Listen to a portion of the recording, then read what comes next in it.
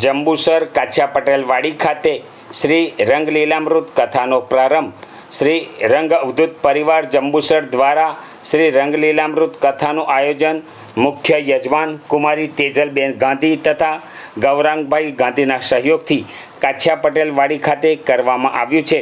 વ્યાસપીઠ પરથી રંગ ચરણાનુરાગી કથાકાર નિખિલભાઈ જાનીની સંગીતમય કથાનું રસપાન કરાવશે. આજરોજ કથાનો પ્રારંભ થનાર હોય પોથી યાત્રા રંગ અવધૂત મંદિરથી નીકળી નગરના મુખ્ય માર્ગો પર ફરી કાછિયા પટેલ વાડી ખાતે પહોંચી હતી.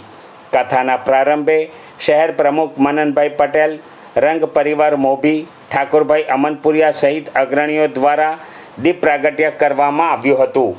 કથાના પ્રારંભે કથાકાર નિખિલભાઈ જાની દ્વારા કથા મનોરંજન માટે નથી, આત્મમંથન માટે છે તેમ કહી કથાનું મહત્ત્વ સમજાવ્યું હતું.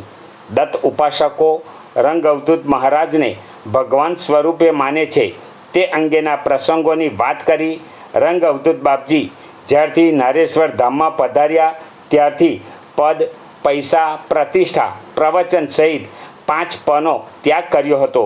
તેમણે પરસ્પર દેવો ભવનું સૂત્ર આપ્યું હતું તેમ કહી રંગ લીલામૃતના પારાયણથી અનેક ભક્તોની મનોકામના પૂર્ણ થાય છે તે અંગે પ્રસંગ વર્ણવ્યો હતો અને રંગ લીલામૃત ગ્રંથનો મહિમા સવિસ્તાર સમજાવ્યો અને ભક્તોએ પ્રદક્ષિણા કેવી રીતે કરવી તે અંગે શાસ્ત્રોક્ત સમજાવટ આપવામાં આવી હતી.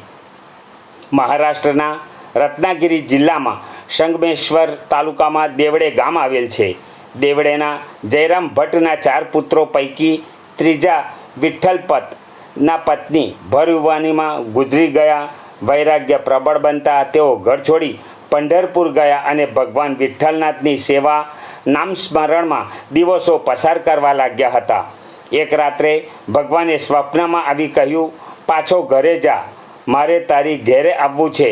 ભગવાને સ્પષ્ટ આદેશ કર્યો કે પાલી ગામમાં મોઘે કુટુંબમાં કાશી નામની કન્યા છે, તેની સાથે લગ્ન કર. લગ્ન પછી કાશીનું નામ રૂકમણી રાખવામાં આવ્યું. ગોધરાના વિઠ્ઠલ મંદિરની સેવા માટે વિઠ્ઠલપંત અને રૂકમણી ગોધરા આવ્યા. અહીં રૂકમણીએ કારતક સુદ 8મના દિને પાંડુરંગ નામના બાળને જન્મ આપ્યો. ભર યુવાનીમાં પાંડુરંગે આકરી સાધના કરી 7 ગામના સ્મશાન એવી બિહામણી જગ્યાએ સાધના કરી નારેશ્વરને પૃથ્વી પરનું વૈકુંઠ બનાવ્યું અને રંગ અવધૂત તરીકે ઓળખાયા.